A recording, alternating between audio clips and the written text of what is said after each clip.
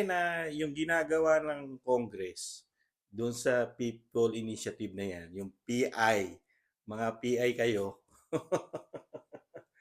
nakita nyo po, talagang gumagamit po sila ng pera, di po ba? Pera po ang pinaiiran nila.